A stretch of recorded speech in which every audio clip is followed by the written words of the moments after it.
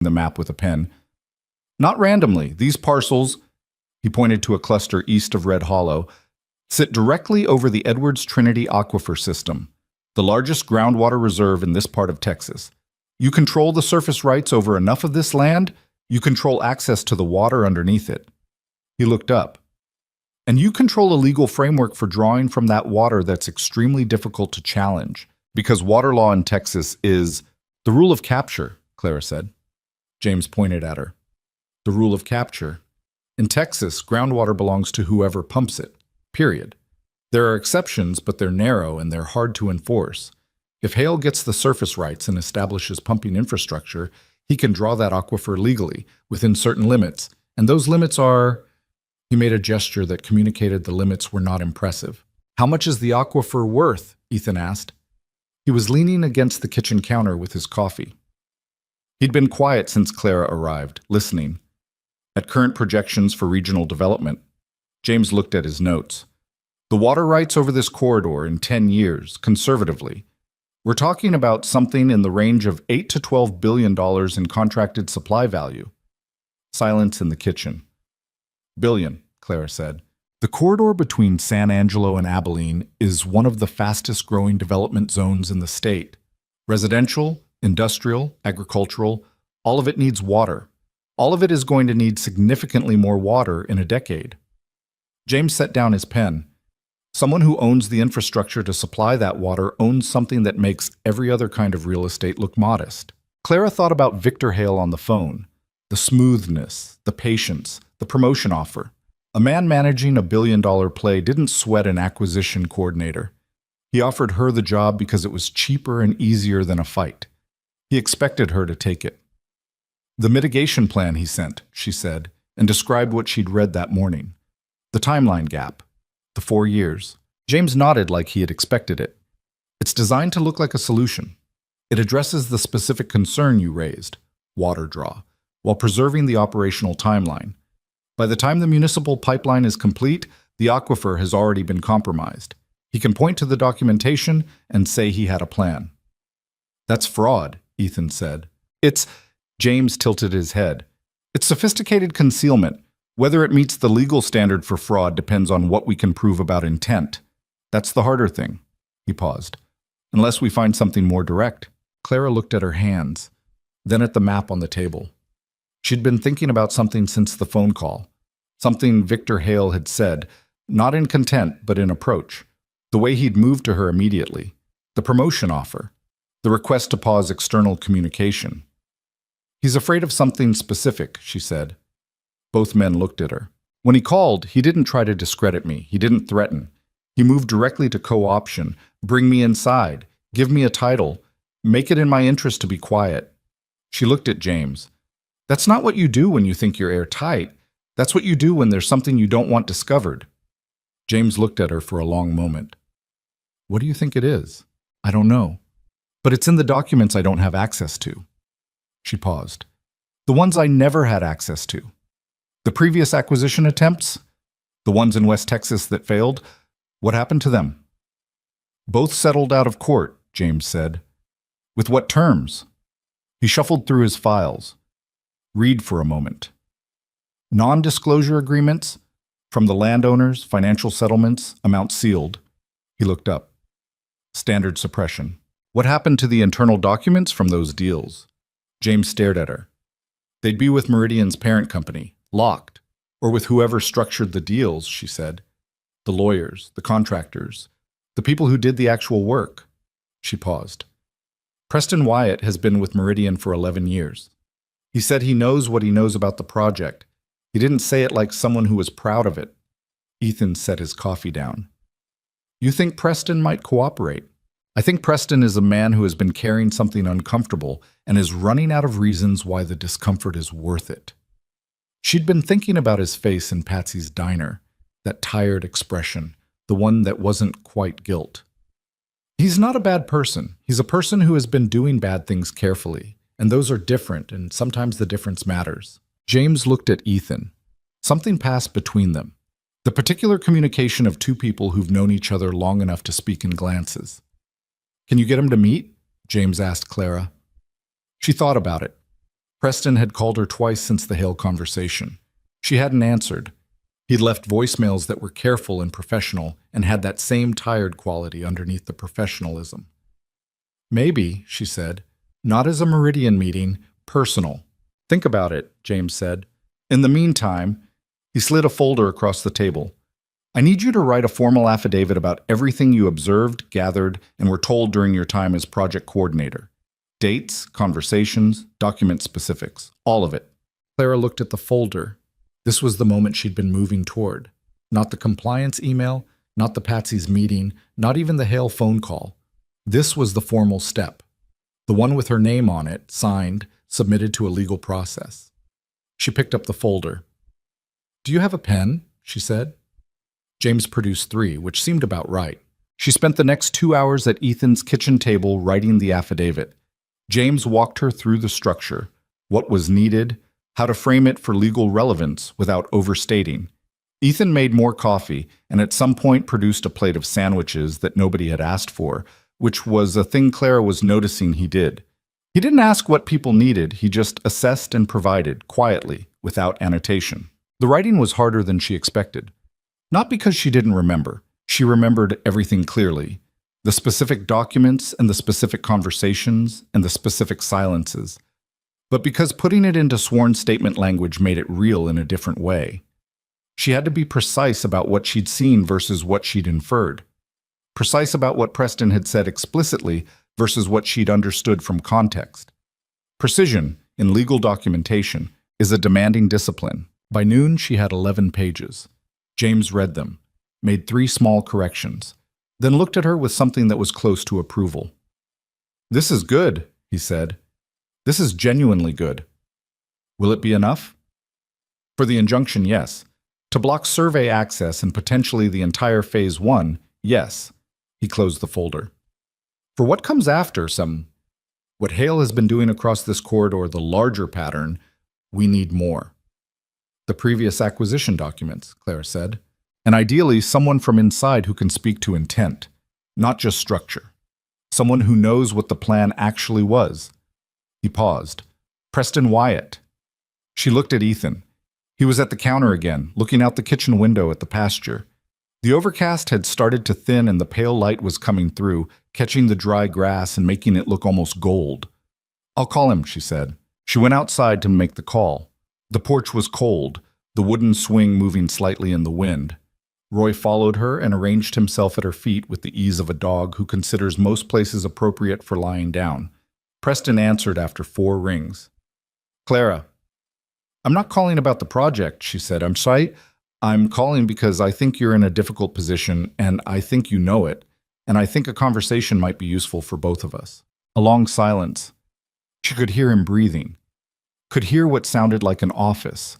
The low hum of a Dallas building, a door closing somewhere. I'm being managed, he said finally, which wasn't what she'd expected and was possibly the most honest thing he'd ever said to her. I know. Hale. He stopped. Started again. When I took this job, I understood that large development deals involved. Another stop. I told myself there was a difference between aggressive and wrong, that the line was clear and I was on the right side of it. When did that change? Gradually. And then, he exhaled. And then all at once. The porch swing moved. Roy pressed his chin against her ankle. James Ritter is a land attorney in Abilene, Clara said. He's looking at the entire corridor, not just Red Hollow. He has the corporate structure documentation going back 9 years. She paused. He's not interested in Meridian employees who cooperated under direction. He's interested in Victor Hale. Another long silence. What would cooperation look like? Preston said. The word cooperation, said in that tone, cautious, conditional, not yet a yes, was the most important thing she'd heard since she arrived in Texas. Conversation first. Nothing formal yet. You tell James what you know about the previous acquisition attempts and the water rights strategy. He tells you what protections might be available. She paused. You have a lawyer? I have a personal lawyer, yes. Not Meridian's. Call them today. Before anything else. She meant it. Don't do anything without your own counsel involved. Clara. His voice was strange. Something in it she'd never heard before in all their professional history. Smaller, maybe. More personal. I want you to know that I knew this deal was wrong before you arrived in Red Hollow. I knew it, and He stopped for a long time. I sent you anyway. She sat with that for a moment. The weight of it and the honesty of it, and the complicated mixture of things that came with both. I know, she said. Call your lawyer, Preston. She hung up and sat on the porch in the cold air, Roy's warm weight against her feet, the sky breaking up above the pasture into pale blue between the clouds. When she went back inside, both Ethan and James looked at her. He'll talk, she said. He needs to call his own lawyer first, but he'll talk. James sat back and did something with his shoulders that might have been relief. When? Give him a few days? She looked at Ethan. This is going to get louder before it gets quieter. You know that. He nodded once. The particular nod of a man who had been expecting something to be hard for a while and had made his arrangements. Lily's going to notice things, he said. She already has. She asked me this morning if we were going to lose the ranch. What did you tell her? I told her no. He said it straight, no qualifying hesitation. Then, I told her that the right answer isn't always the easy one, but it's still the right one. Clara looked at him. How'd she take that? She said. He paused, and something moved across his face, the brief, involuntary kind of expression that comes with remembering something your child said. She said, Okay, but we should also keep Roy because he's too old to learn new things. Clara laughed. Actually laughed. The kind that comes up before you can manage it. Ethan's mouth moved into something that wasn't quite a smile, but was close. James, who had been gathering his files, looked between them with the expression of a man who had walked into a situation that had more layers than the ones he was being paid to address. I'll be in touch, he said, with the mild emphasis of someone indicating that the meeting was technically over, but that the situation certainly wasn't. He left. His car, a practical, unsentimental sedan, raised a small trail of dust down the ranch road. Ethan walked Clara to her car. They stood beside the Tahoe for a moment in the pale afternoon light, the wind coming across the pasture and carrying the smell of dry grass and cold earth that Clara had come to associate specifically with this place, this particular corner of Texas, in a way she hadn't expected when she first drove into town with her travel mug and her company car and her 2-week timeline. You don't have to stay in Red Hollow, Ethan said. The affidavit is submitted. James has what he needs for now. You could go back to Dallas, wait for the legal process. She'd thought about this. She'd thought about her apartment and her savings account and the particular loneliness of waiting in a city for something happening somewhere else. Is there a reason to stay? She said. It came out differently than she intended. Not professional, not strategic, just the question. He looked at her. The October light made everything look like it was at an angle, leaning slightly, the whole landscape tilted towards something. There's 17 families who are going to have questions, he said. They're going to want to understand what's happening and why. Someone who can explain the documents in plain language would be useful. He paused. And Lily's been asking whether you'll come back. Has she? She wants to show you the spring, he said. She's been wanting to take you down there since... He stopped. Since she found out you were trying to protect it. Clara looked at the pasture. The wind moved through the grass and the sky was breaking up into wider patches of pale blue, and somewhere down the ranch road she could hear the distant sound of cattle. I'll stay a while longer, she said. She said it like it was simple. And maybe it was. And maybe the simple things were the ones worth holding on to when everything else got complicated.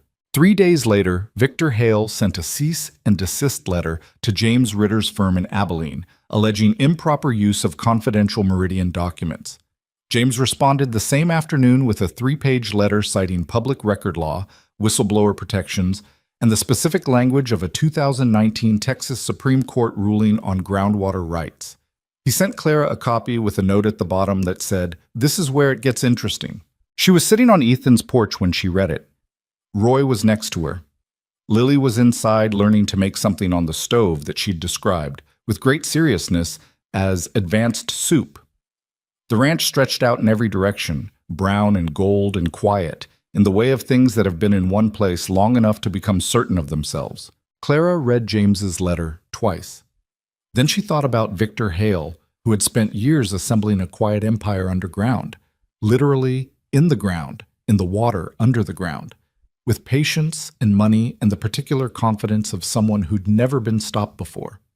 She thought about what it must have felt like to be that certain. She thought about how it would feel when it cracked.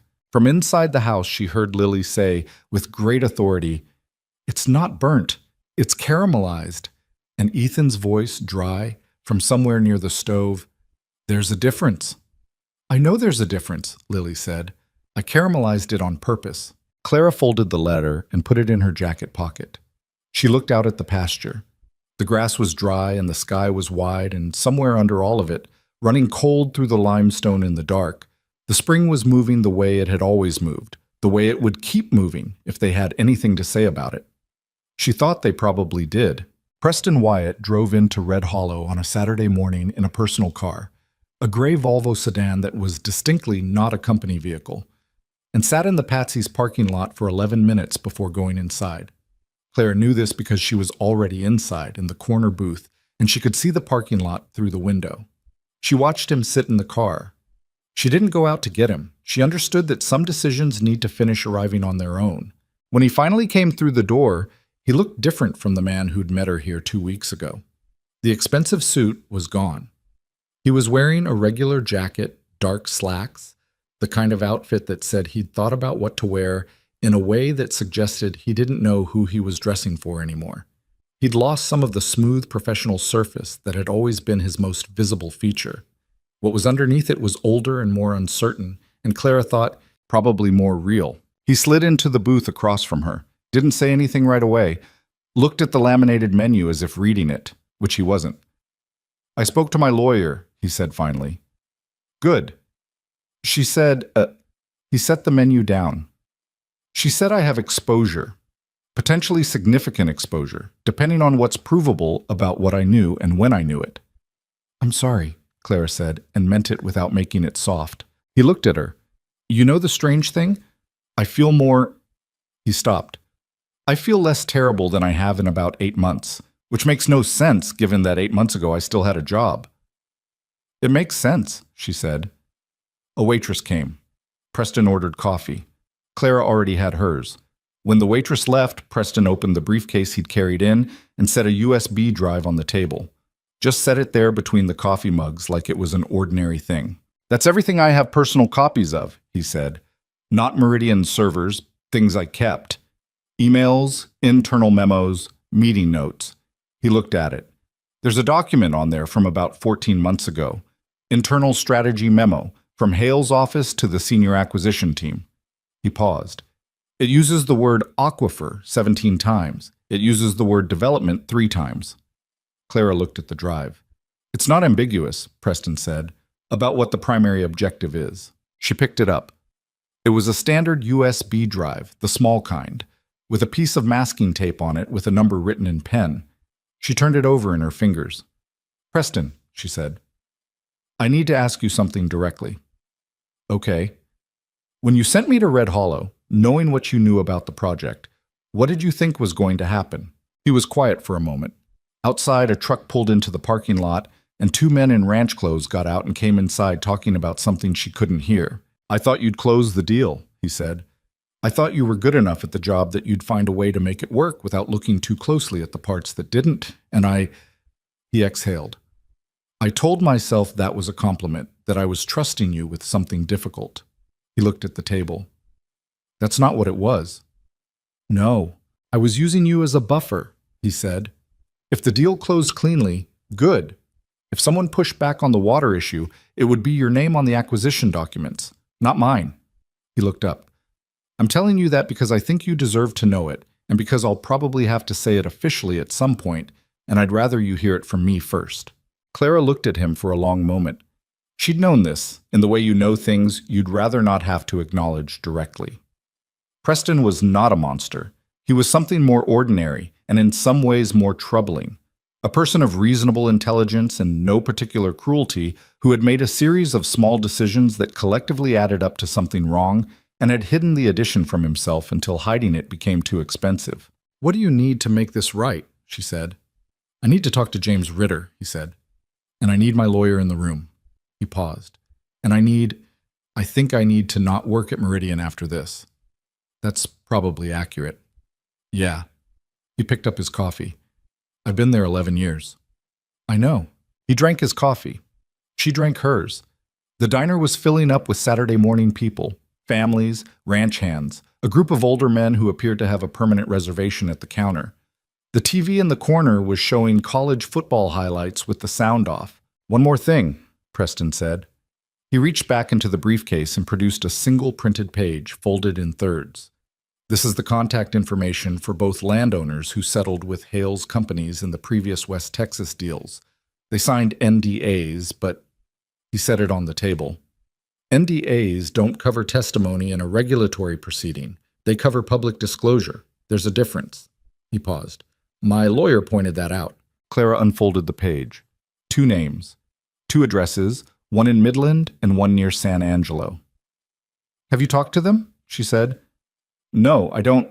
He shook his head. That's not my call to make, but they need to know that there may be a way to speak without violating the NDA. She folded the page and put it with the USB drive. I'll get this to James today. Preston nodded. He looked like a man who had set something heavy down and was still in the process of registering what it felt like to have empty hands. She called James from the parking lot. He answered immediately, which she'd noticed was his default. James Ritter seemed to operate in a state of perpetual readiness, like someone who had been in the middle of something urgent for so long it had become his resting condition. Preston is here, she said. He has documents and contact information for the previous NDA landowners. A beat. The internal strategy memo? He says it's not ambiguous. Another beat, and in it Clara could hear James thinking. The particular silence of a lawyer reorganizing around new information. Can you both get to Abilene Monday morning? I'll ask him. Preston agreed to Abilene on Monday. He drove away in the gray Volvo, back toward the highway, and Clara watched him go and thought about what it cost people to do the right thing late. Not too late, but late. How that had its own particular weight. Different from doing it early, which was its own different thing, and neither one was easy. She drove out to the ranch. Ethan was in the south pasture working on a section of fencing that had come down in a wind 2 days ago. She found him by following the sound of the post driver, a rhythmic, mechanical thudding that carried across the open land. He was working with a ranch hand named Cody, a lean, weathered man in his mid-50s who acknowledged Clara's arrival with a nod and then went back to holding the post. Clara stood at the edge of the pasture and watched for a moment. There was something about watching Ethan work that was different from watching him do almost anything else. He moved without waste. Every motion was purposeful, connected to the next, the way people move when they've done something long enough that the body has memorized it, and the mind can be elsewhere. But his mind wasn't elsewhere. She could see that too. The attention he paid, the way he assessed the angle of the post before driving it. When the section was set, he walked over. Cody went to work on the next post without prompting, which said something about how they operated together. How'd it go? Ethan said. She showed him the USB drive, told him about the strategy memo, told him about the NDA landowners. He stood in the pasture with the wind coming at them sideways and listened to all of it. His jacket had mud on the elbow from where he'd knelt to check something, and he didn't seem to notice or care, which was one of many things Clara had cataloged without meaning to over the weeks she'd spent in Red Hollow. The particular indifference he had to how he appeared, the total absence of performance. James can use this, she said. Yes. He looked at the drive in her hand. When does it go to state level? James said next week. He's been in contact with the Texas Commission on Environmental Quality and the State Attorney General's office. With the strategy memo, she paused. With that, they have documented intent, not just a problematic project structure. Actual intent. Ethan looked at the fence line, at the long flat expanse of his land going out in every direction. My grandfather fought a different version of this, he said. Different era, different form. Back in the 70s, there was a company that wanted to run a pipeline through this property. Eminent domain arguments, political pressure. He paused. He fought for 2 years, nearly lost everything twice. But he knew that if you give up the land, you give up everything that comes with it. The water, the history, the ability to hand something to the next generation that's actually worth something. He won? He won. A pause. He also died 3 years later. Heart attack. My dad always said the fight aged him. He looked at Clara. But my dad also said he would have done the same thing, that some things are worth fighting for regardless of what the fight costs you. Clara thought about her $412, about the medical bill, about the Meridian job and the regional director path that had been receding for 6 years. Do you ever regret staying? She said. After your wife died. You could have sold, moved somewhere easier. He took a moment before answering, which was his way. I thought about it. First year, I thought about it seriously. Lily was 4. I was running this ranch alone, and I thought, maybe this is too much. Maybe easier is the right answer. What changed? He looked at the land. I woke up one morning early, maybe 3 months after Sarah died, and it was one of those October mornings where everything is clear and cold and the light is right, and I went out to check the cattle, and I stood in the east pasture, and I thought, she loved this place. She walked this land. Lily was conceived in this house. He stopped. I couldn't make myself leave something that still had that much of her in it. Clara said nothing. There are things people tell you that don't require a response, only a witness. So I stayed, he said, and then staying became normal, and then normal became this. He gestured vaguely at the land, the house, the distant shape of the barn. Which is enough. It's more than enough. Cody called something from down the fence line. Ethan raised a hand to indicate he'd heard. Come to dinner tonight, he said to Clara. I'll cook. Lily's been asking to show you something. The spring, Clara said. He looked at her. She told you. Weeks ago, she's been building up to it. Clara paused. She takes it seriously. Something moved in his face the way it did when Lily came up, that involuntary softening that he couldn't quite contain. She does, he said. She thinks of it as hers to protect. I don't know where she got that. He paused. Actually, I do know where she got it. He walked back toward Cody and the fence, and Clara drove back toward town, and the day moved forward the way days did in Red Hollow. Slowly, visibly, with enough space around each hour to actually see it passing. Dinner was chili, which Ethan made from scratch, and which was better than anything Clara had eaten in weeks, and cornbread that was slightly uneven on one side because, Lily explained, the oven ran hot on the left. After dinner, as the sun was going down and the sky was doing the thing it did in West Texas, going through every shade between gold and dark blue in about 40 minutes, Lily put on her coat and her boots and stood at the back door with the patient authority of someone who has been waiting for the right moment for a long time. Now, she said. The light's right. The spring was half a mile from the house, down a slope through a stand of cedar and across a section of pasture that was lower and greener than the surrounding land because of the moisture below. Clara followed Ethan and Lily through the cedar trees in the last of the October light, Roy ambling along behind them at a pace that said he'd done this walk many times. She heard it before she saw it, a quiet sound, very low, the sound of water moving through stone. And then they came through the last of the cedars, and it was there. It wasn't dramatic. She thought later that she'd expected something more dramatic. A dramatic thing deserved a dramatic setting. But the spring was just a place where water came up through the limestone and collected in a shallow pool before running off into a channel that disappeared into the grass.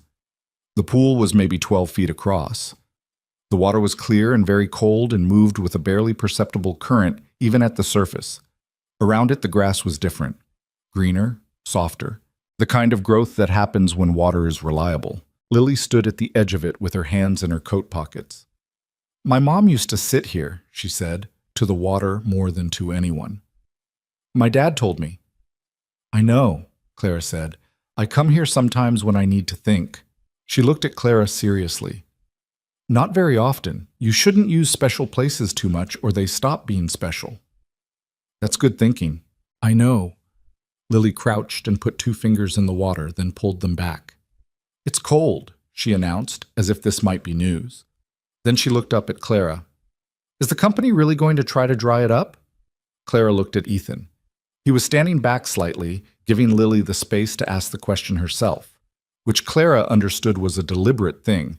He did that, gave people the dignity of asking directly. They were trying to, Clara said, but we're working to stop them. And it's working? The stopping? Yes, Clara said. I think so. Lily stood up and wiped her wet fingers on her coat. Good. Then, with the ability children have to treat enormous things as settled once they're settled, can we go back? It's getting cold. They walked back through the cedar trees in the near dark, Lily between the two adults, Roy behind. She slipped her hand into Ethan's naturally, without announcement, the way children do with parents, automatic, unthinking, a habit of safety. After a few steps, she reached her other hand toward Clara. Clara took it. She felt Ethan notice it. She didn't look at him. They walked back to the house with Lily's hands in both of theirs, and the stars coming out above the cedar tops and the sound of the spring fading behind them, and none of them said anything about it, which was the right thing, which was the only thing. The following Monday, Clara and Preston sat in James Ritter's office in Abilene for 4 hours.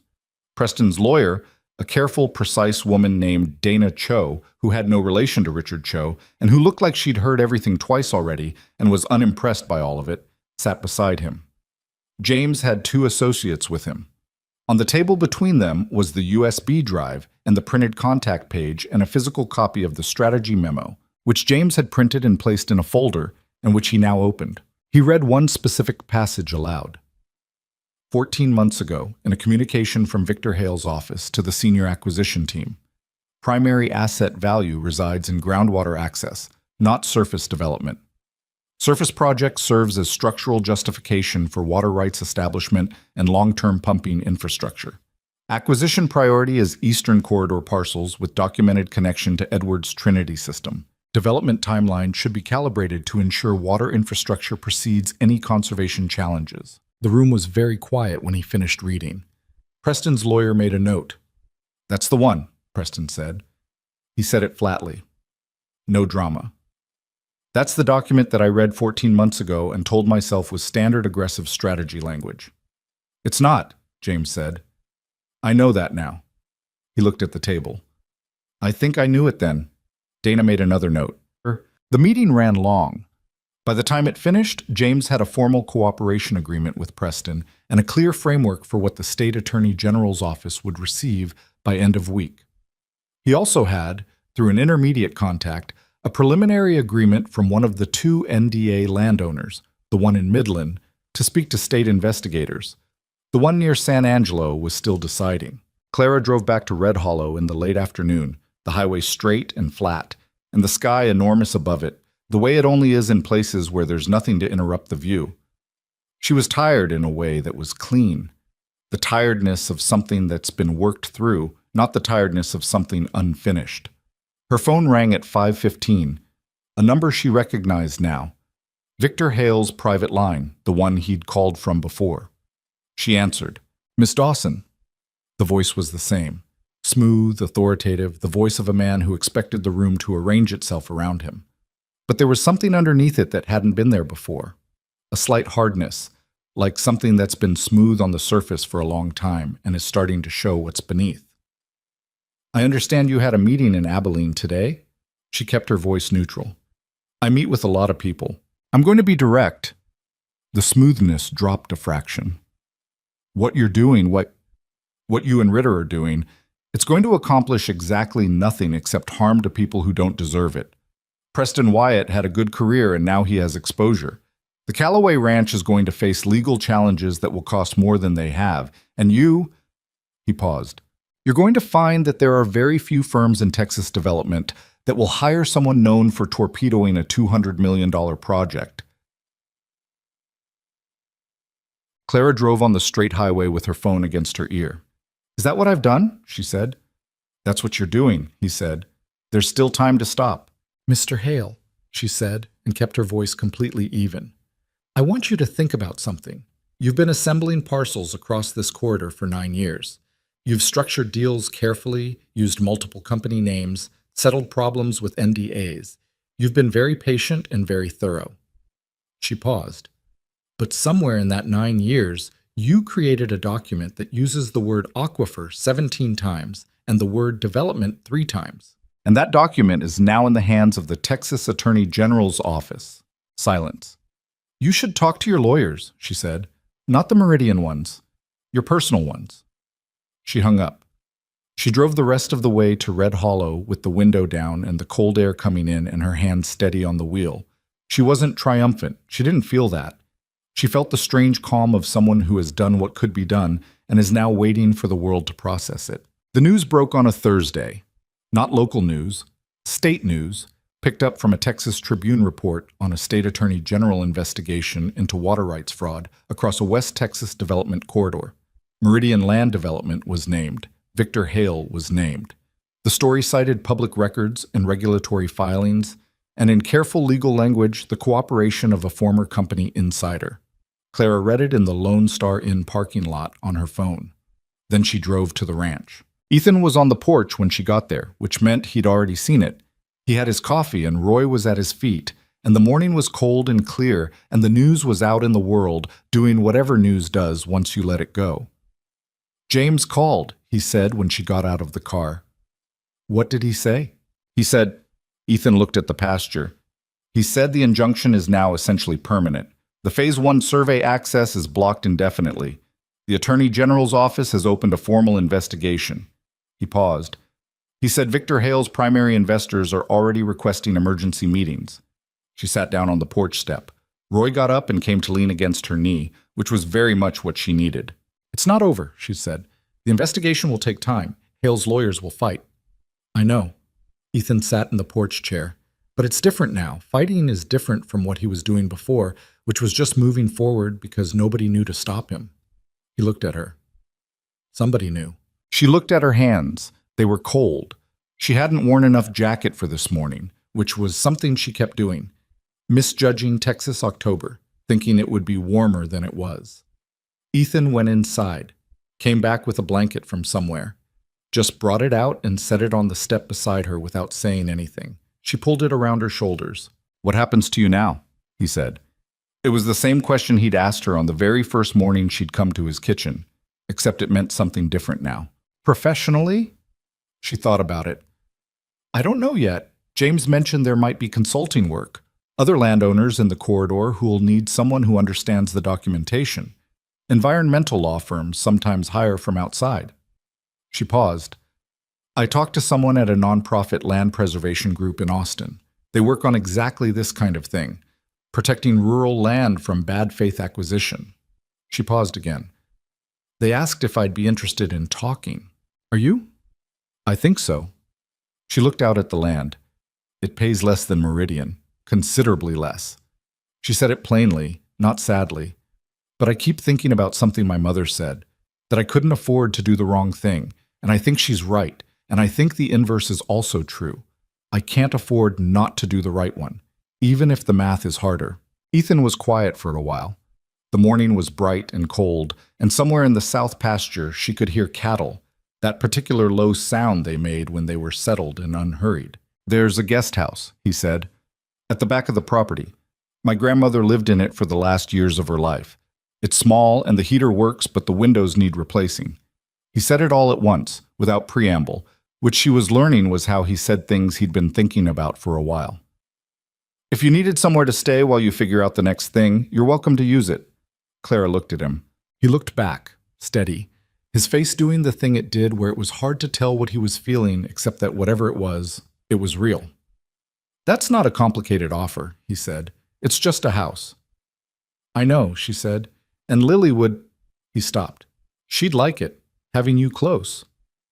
"Just Lily," Clara said. He looked at the pasture. The ghost of something moved across his face. "No," he said. "Not just Lily." They sat on the porch in the October cold with the blanket around her shoulders and the news out in the world and the land all around them, and neither of them said anything more about it, which was how they both seemed to prefer the important things. Said once, clearly, and then left to stand on their own. Inside the house, Lily was making breakfast and burning the toast and announcing that it was fine because she'd meant to do it that way. Roy thumped his tail once against the porch boards and went back to sleep. And the spring, down the slope through the cedar trees, moved cold and clear and certain through the limestone the way it had been moving for longer than any of them had been alive. The guest house smelled like cedar and old wool, and the particular kind of dust that accumulates in places that have been loved and then left empty. The windows were single pane, as advertised, and in the mornings, Clara could feel the cold coming through them before she even got out of bed. The heater made a sound like someone clearing their throat every time it kicked on. The kitchen was barely a kitchen. A two-burner stove, a refrigerator that hummed at a slightly different pitch than the heater, a single window above the sink that looked out toward the cedar trees and beyond them. If you knew where to look, the low place in the land where the spring ran. She moved in on a Wednesday in early November with 2 bags and her laptop and the 5-year-old personal computer that had been through more in the past month than it had in the previous 4 years combined. Lily supervised the move from the porch of the main house with the seriousness of a foreman, offering opinions on where things should go despite not having access to the guest house itself, and at one point presented Clara with a drawing she'd made, a house with a tree beside it, and 2 figures outside and a dog that was recognizably Roy, drawn in brown crayon with impressive accuracy. "That's you," Lily said, pointing to the shorter figure. "I'm shorter than the tree," Clara said. "Trees are tall," Lily said, with the air of someone explaining basic physics. "That's not a criticism." Clara put the drawing on the guest house windowsill, where it stayed. The investigation moved the way institutional processes move, with a combination of sudden lurches and extended silences that were hard to read from the outside. James called with updates when there were updates. When there weren't, Clara learned to sit with the uncertainty, which was harder than it sounded for someone who had spent her professional life in the controlled urgency of deal cycles and quarterly deadlines. Here, time moved differently. The land didn't care about deadlines. The cattle didn't care. The spring certainly didn't. She started working for the nonprofit in Austin, the land preservation group Cornerstone Rural Trust, remotely, which was possible because most of what they needed from her initially was document analysis and landowner communication, 2 things she could do from a single-pane window in a cedar-scented guest house in Red Hollow. Her salary was 60% of what Meridian had paid her. She built a spreadsheet on the first day and looked at her debt and her expenses and determined that 60% was survivable if she was careful, and that careful was something she knew how to be. She'd been practicing it her whole life. The work was different from acquisition. Almost opposite, in a way she hadn't fully anticipated. Acquisition was about pressure, identifying leverage, finding the angle, moving people toward a predetermined outcome. What she did for Cornerstone was the reverse of that. She was learning to listen to what land meant to people before anyone told them what it was worth. It turned out that those were very different things, and the gap between them was where most of the damage got done. In the evenings, she ate dinner at the main house more often than not. Not every night. She had enough self-awareness to understand that need and proximity were a complicated combination, and she was careful not to become something Ethan and Lily organized their evenings around out of habit rather than want. But 3 or 4 times a week, she'd walk across the property in the dark with a flashlight, and Roy would meet her at the gate, and Lily would already be telling her something before she got through the door, something about school or about Pepper the horse, or about whatever book she was currently in the middle of. Ethan cooked, mostly. He was a decent cook in the way of someone who'd had to learn out of necessity and had developed a functional repertoire: chili, brisket, a pasta dish that Lily called the orange one, which Clara suspected was just canned tomatoes and sausage, but which was genuinely good. Sometimes Clara brought things. She'd started going to the Abilene Farmers Market on Saturdays, partly because James's office was in Abilene and she occasionally had meetings there, and partly because there was something grounding about the market, the ordinary human transactions of food and season. She'd bring back vegetables and cheese and sometimes a pie from a stand run by a woman named Dot, who had opinions about everything and shared them freely, which Clara found refreshing. The 3 of them ate dinner and Lily talked and Roy positioned himself under the table in hope. And the evenings passed in the particular way that ordinary life passes, when it's also, quietly, something more than ordinary. She and Ethan didn't talk directly about what was between them for a long time. They talked around it, through it, beside it, in the way of 2 people who have both been hurt enough by the unexpected that they developed a certain respect for things that couldn't be taken back. He'd lost his wife. She'd lost, well, not a person, but a version of herself she'd been building for years. The practical professional who kept her head down and closed deals and told herself the math would eventually work. Losing that version had been painful in ways she was still sorting out. Neither of them was in a hurry. But things have a way of arriving whether you're ready or not. It was a Saturday in late November, cold enough now that frost came at night and stayed on the grass until 10 in the morning. Lily was at a sleepover at a school friend's house.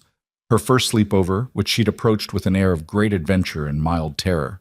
And Clara had come over to help Ethan repair the guest house windows, which had finally gotten cold enough that she'd mentioned them, and he'd said he'd been meaning to do that, and she'd said she'd help, which was how they ended up on ladders on a Saturday afternoon doing something practical that required proximity and occasional hands passing things between them, and conversation that kept starting and stopping the way conversations do when people are doing something physical.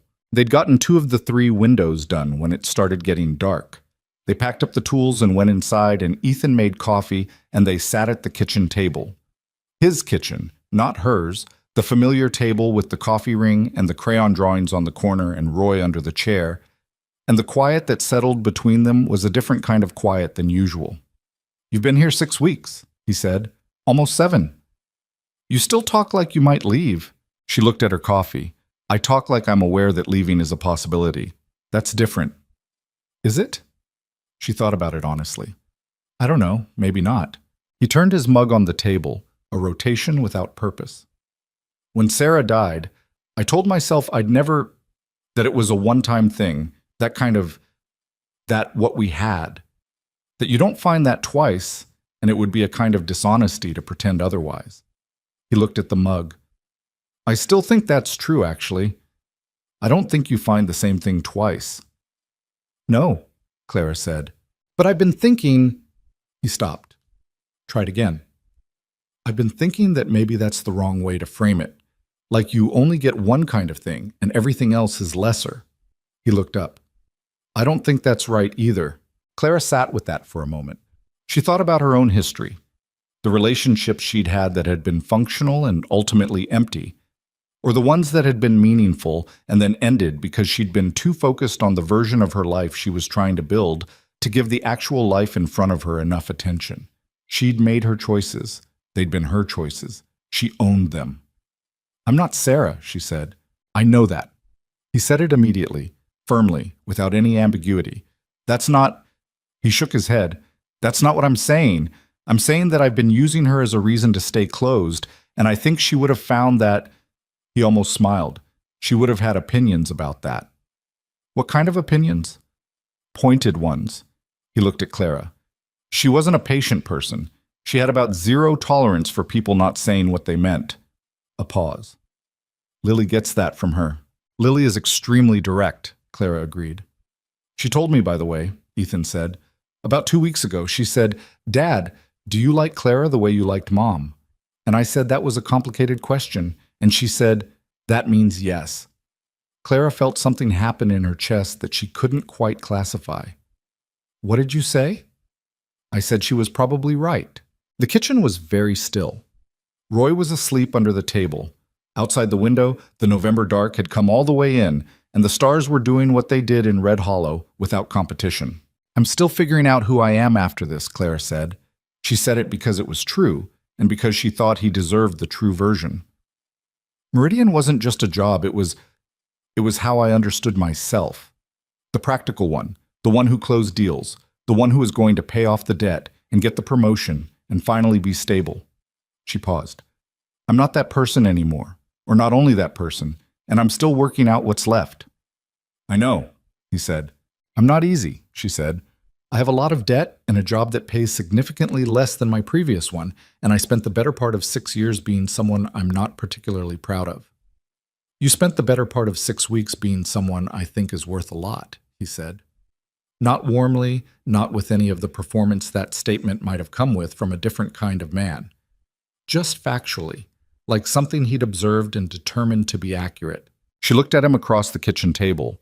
This man who made his daughter breakfast and fixed his own fences and carried grief quietly and said true things without dressing them up. "Okay," she said. "Okay," he said, which was not, by any conventional measure, a declaration. But it was theirs and it was real, and sometimes that's the better version. The investigation resolution came in stages, which was unsatisfying but accurate to how the world operates. The first stage arrived in December. The Texas Commission on Environmental Quality issued a formal cease and desist on all Meridian-affiliated survey and acquisition activity in the corridor. This was the injunction made permanent, essentially, backed now by state regulatory authority rather than just the county judge's order. Meridian's lawyers filed a response. The response was, according to James, technically competent and strategically pointless. The second stage came in January.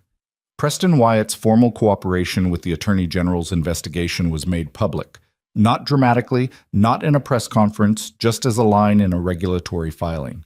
His lawyer had negotiated an immunity agreement that covered his cooperation period. He resigned from Meridian the same day the filing appeared.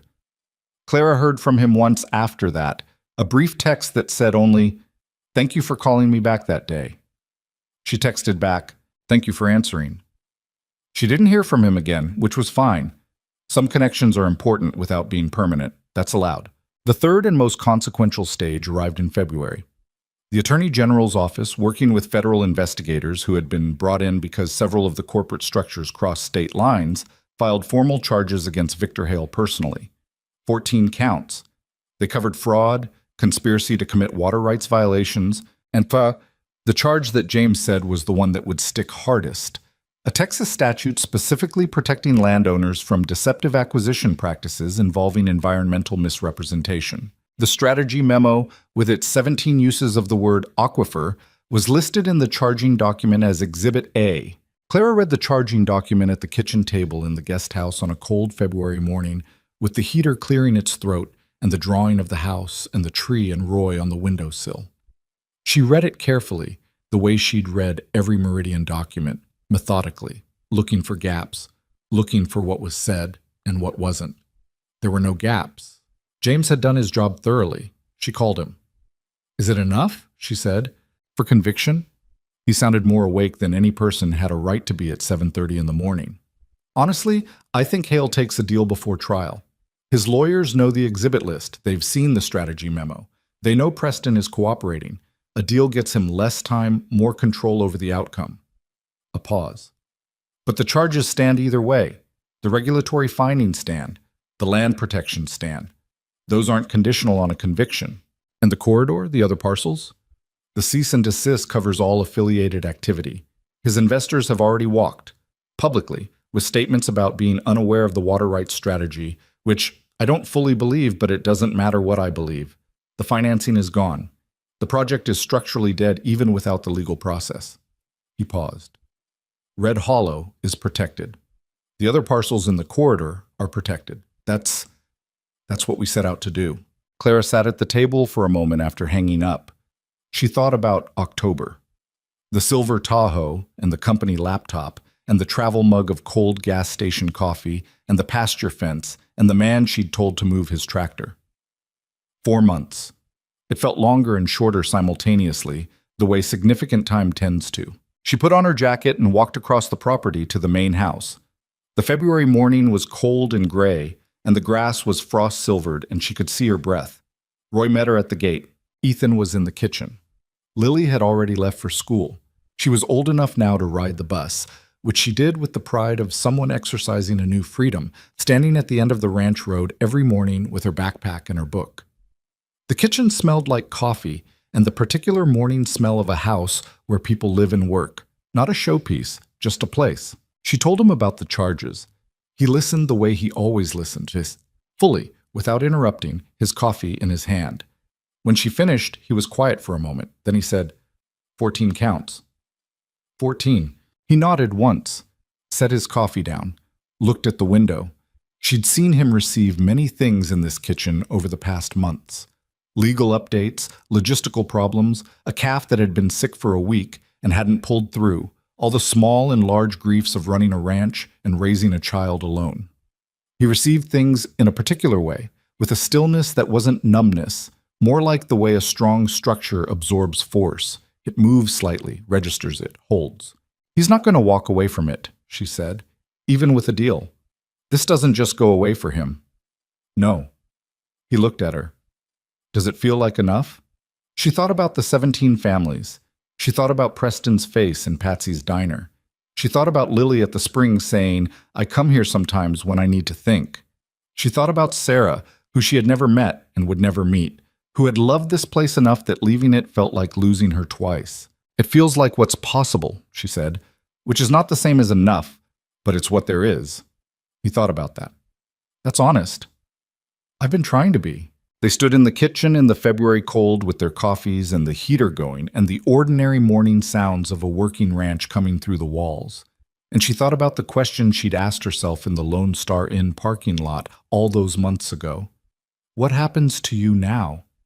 And how different the answer was from anything she could have anticipated. The land preservation work with Cornerstone expanded in the spring. As word moved through the corridor about what had happened in Red Hollow, through county networks and ranching communities and the particular way news travels in rural Texas, which is slower than the internet but considerably more thorough, other families started reaching out. Families who had received letters. Families who had been approached by companies they couldn't quite place. Families who had felt the pressure of a thing they couldn't name but recognized as wrong. Clara drove to them. She sat in their kitchens and on their porches and in their feed stores, and she listened before she spoke, which was a discipline she'd had to learn deliberately and was still learning. She explained documents. She helped people understand what they owned and what they were being asked to give up, and what the difference between those two things was worth. She was not always successful. Some people were too far into negotiation to pull back. Some deals were simply done. She learned to live with that too. The cases that went the wrong way, the land that changed hands, the families that had to find a different life. You couldn't win all of them. Pretending otherwise would have been a different kind of dishonesty. But some she could help, more than she'd expected. And that was the math she was doing now. Not the debt spreadsheet, though that existed and she was working it down slowly with the discipline she'd always had, but the other accounting. The one that didn't have a clean column for assets but had something that functioned like it anyway. Her mother came to visit in April. She drove up from Corpus Christi in her own car, which she'd had for 12 years and which ran on will and maintenance, and arrived at the Callaway Ranch on a Saturday afternoon. Clara had described the place to her on the phone, but descriptions of land rarely land right until you're standing on it. Her mother stood at the front gate and looked at the pasture and the house and the cedar trees and the long flat sky and said quietly, "Oh, baby." "I know," Clara said. "You live in that little house?" "The guest house, yes." Her mother looked at it, looked at the main house, looked at Clara with the particular expression of a woman who had been watching her daughter circle something for 30 years and had been patient about it. "And the man," her mother said. "His name is Ethan. And his daughter, Lily. She's going to talk to you about books." "I like books." Her mother put her arm around Clara's shoulders. "You look different." "Different how?" Her mother thought about it. "Like yourself," she said finally. "Like the version of you that was always in there behind the other version." Clara didn't say anything to that. She let it stand the way true things sometimes need to stand without response. Not because there's nothing to say, but because saying something would make it smaller. Lily came out onto the porch and looked at Clara's mother with assessment that was instantly, specifically, Lily. "Are you Clara's mom?" "I am." "You have the same nose," Lily said with the factual satisfaction of someone who has confirmed a hypothesis. "Do you want to see my horse? Her leg is better. She was limping, but now she's not." Clara's mother looked at Clara. "I want to see her horse," she said. "I know," Clara said. Ethan came out onto the porch and shook Clara's mother's hand with the quiet, unperforming courtesy that was simply how he was. And her mother looked at him for exactly the length of time she needed to, and then said she was very glad to meet him, and meant it in the way she meant things, which was completely. They ate dinner on the porch that evening, despite the April cold, because Lily had decided the porch was the right place, and Lily's hospitality decisions were, by this point, essentially policy. There was brisket and cornbread and something her mother had brought from Corpus Christi that was her grandmother's recipe, sweet potato something, which Lily ate 2 servings of and then required the recipe, which Clara's mother gave her with full seriousness. After dinner, when Lily had gone inside to read and Ethan had gone to check the cattle and Clara's mother had her coffee and the stars were coming out in the big Texas sky, her mother said, "Are you happy?" Clara thought about it. Really thought, because her mother deserved that. "Not the way I thought happiness was supposed to feel," she said. "It's not. I thought it would feel like relief, like you'd been uncomfortable for a long time and suddenly you weren't. She looked at the stars. It's more like I feel like I'm in the right place doing the right things with the right people, and that's not comfortable exactly. The work is hard, the money is tight, there are still problems every day. She paused. But I feel like I'm actually here, not somewhere else trying to get somewhere. Her mother drank her coffee, looked at the stars, said, "That's better than happy." They sat on the porch until it got too cold, and then went inside, and that was the visit, and it was enough. Victor Hale accepted a plea agreement in May. 11 of the 14 counts, reduced sentencing in exchange for cooperation with the federal component of the investigation. The plea was reported in the Texas Tribune and briefly in national business media, and then the news cycle moved on the way news cycles do, because the world contained many things, and not all of them got to stay in the foreground. What stayed in the foreground for the people it mattered to was the result. Meridian Land Development's Red Hollow project was formally terminated. The parent company restructured under bankruptcy protection. The corridor parcels, the ones Hale had been assembling for 9 years, were now encumbered by regulatory findings that made their value for water rights exploitation essentially zero. The families who had been approached, the ones who hadn't yet signed, were, in the language of the Attorney General's office, protected from the deceptive acquisition practices documented in the case. James Ritter sent Clara a bottle of wine and a card that said, in his characteristically efficient handwriting, "We did what we set out to do. Good work." She put the card on the refrigerator in the guest house beside Lily's drawing of the house and the tree and Roy. On the evening the plea agreement was announced, Clara walked down to the spring alone. It was May, and the cedar trees were green now, and the grass around the spring pool was thick and bright, the kind of growth that comes from reliable water. She sat on the limestone edge the way Lily had described sitting, close enough to put her fingers in if she wanted, though she didn't right away. She just sat. She thought about the first time she'd stood on this land, in her wrong boots with her clipboard, telling a man to move his tractor. The arrogance of that morning, which hadn't been cruelty but had been something almost worse, indifference.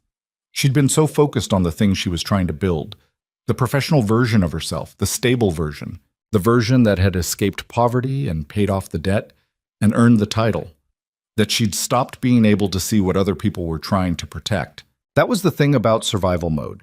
It was necessary. She understood that about herself now without the judgment she used to carry. Survival mode had gotten her through a lot. It had also, for a long time, prevented her from seeing that surviving wasn't the same as living, and that the difference mattered. She put her fingers in the water. Cold, as Lily had reported, clear down to the pale limestone bottom. She heard footsteps on the path and didn't turn around, because she knew the sound of them. Ethan sat down beside her on the limestone, not close enough to be crowding, just close enough to be there. He looked at the water the way he looked at most things, with full attention that didn't announce itself. "Lily wanted to come," he said. "I told her you might need a minute." "That was perceptive of you." She argued, "I had to deploy the bedtime is non-negotiable line." "How'd that go?" "She went to bed under protest and is definitely reading under her covers with a flashlight right now." Clara smiled. "She gets that from somewhere." "Probably." He picked up a small piece of limestone and turned it over in his hand. "It's done then. The legal part." "The legal part," she said. "The other parts take longer." "Most things do." They sat by the water in the May dark with the cedar trees around them and the stars above doing their reliable work. Somewhere back at the house, a light was on in Lily's window, which confirmed the flashlight hypothesis. "I was thinking," Ethan said after a while. "About what?" He turned the limestone piece in his hands, set it down on the edge of the pool. "About a foundation, land preservation. James has been talking about structuring something, a formal organization that could hold conservation easements for ranching families in the corridor. Use the legal precedent from this case to create something more durable." He looked at the water. "He thinks there's grant funding available. Environmental law organizations that would support it." A pause. "He thinks whoever runs the landowner communication and documentation side of it would need to know acquisition law and be good with people and understand what the families are actually trying to protect." Clara looked at him. "I'm not trying to make your professional decisions for you," he said. But Cornerstone is in Austin, and Austin is 3 hours away, and he stopped. Tried again. I'm better at fixing fences than I am at this kind of thing, saying things. He looked at the spring. The foundation would be based here, in Red Hollow, because the case is here and the relationships are here, and he set the limestone piece back down. Because I'd like you to stay. Not in the guest house. Not as a... He stopped again. Ethan, she said. Yeah. I know what you're saying. He looked at her. Do you? You're not good at saying things, she said. You're actually fine at saying things. You just take a while. Something moved across his face. The foundation is a real idea. James can walk you through the structure. I know it's a real idea. She looked at the water. I'm going to say yes. To the foundation. To all of it. She looked at him. To all of it, Ethan. He was quiet for a moment. The spring moved cold and certain through the limestone. Above the cedar tops, the stars were doing what they'd been doing for longer than any of this. Longer than the ranch or the road or the town or any of the decisions that had brought two people from very different lives to this particular piece of ground on this particular evening. Okay, he said. It was the same word she'd used in his kitchen in November. They had a small vocabulary of important words, the two of them. Short, plain, load-bearing. That was fine. Those were often the best kind. He reached over and put his hand over hers on the limestone edge, and she turned her hand over and they held on, which was not a small thing and not a complicated thing, just a human thing, the oldest and most necessary of them. They stayed by the spring until the cold came in properly, and then walked back up through the cedar trees to the house where a light was on in Lily's window. Ethan went in first and went down the hall, and there was a brief negotiation, quiet enough that Clara couldn't hear the words, and then the light in the window went out. She stood in the kitchen and put the kettle on for tea, because she knew where it was now, knew this kitchen the way she knew the guest house and the ranch road and the path to the spring, the way you know places when you've been in them enough times that your body learns them without asking your mind. Ethan came back and sat at the table. Roy arranged himself under the chair. She was on chapter 8, he said. Of what? The Secret Garden. Again. Does she cry at that one? At the part where... He thought about it. There's a part near the end. She cries at that part every time, but she keeps reading it. That sounds about right, Clara said. The good ones are like that. She brought 2 mugs of tea to the table and sat down across from him. And outside the window, Red Hollow was dark and quiet, and the land was all around them in every direction, solid and certain the way land is when it's been held by the same family long enough to remember who it belongs to. She thought about something Lily had said months ago, sitting on that fence rail with her book on her lap. The land's got our family in it, like how a book's got words. You can't take the words out and still have the same book. She'd been 7 years old and she'd said the truest thing about this place that anyone had said to her since she arrived. Which was not surprising, Claire had come to understand, because Lily was exactly who she appeared to be. Unfiltered, attentive, entirely herself in the way that children are before the world teaches them to be something else instead. She thought about what it would mean to be around that every day, to let some of it, the unfiltered, the attentive, the entirely yourself, teach her back. She thought about her mother's words on the porch. Like yourself. Like the version of you that was always in there behind the other version. She thought about the woman who had arrived in Red Hollow in October with a travel mug and a clipboard and a professional armor that she'd spent years constructing and believed was the same thing as strength.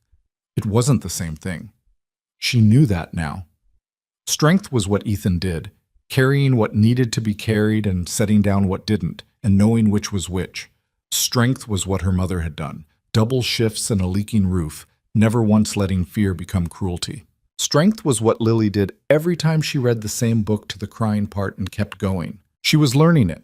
She was still learning. Outside the kitchen window, the Texas night was full of the sounds that come when everything quiets down enough to hear what's always been there. The wind in the dry grass, the cattle shifting in the south pasture, the low creak of the porch boards cooling in the night air. And beneath all of it, if you knew to listen, the presence of water moving quietly through the limestone in the dark, doing what it had always done, indifferent to the people above it who had fought over it and for it and because of it, running cold and clean and certain through the ancient stone. It had been there longer than the ranch and longer than the town and longer than any of them. It would be there after. That was the thing about water and land and the things worth protecting. They didn't need you to save them because they mattered to you. They needed you to save them because they were real, and real things mattered, and you were there, and sometimes that was enough of a reason. Clara drank her tea. Ethan drank his. Roy slept. The stars outside the window did their patient, indifferent work. The story doesn't end with everything fixed. That would be a different kind of story. A tidier one. A more comfortable one. The kind that resolves like a piece of music finding its final chord. Real things don't end that way. Clara still had debt. Ethan still had grief he carried in the lower back quiet way of someone who had learned to live with weight rather than be rid of it. The corridor still had families who had been pressured and scared. The land still needed protecting, would keep needing it, because that was the nature of land and the nature of people who want to take things that belong to someone else. But some things had been saved that needed saving. Some truth had been brought out of the dark of legal annexures and corporate structures and the particular cowardice of looking away from what you know is wrong. Some water was still running that might not have been. Some people were still on their land who might not have been. And two people who had come to the same place from very different directions had found that the place itself had something to say about where they ought to be. That's not a small thing. In a world that produces plenty of the other kind, it is, in fact, very far from small.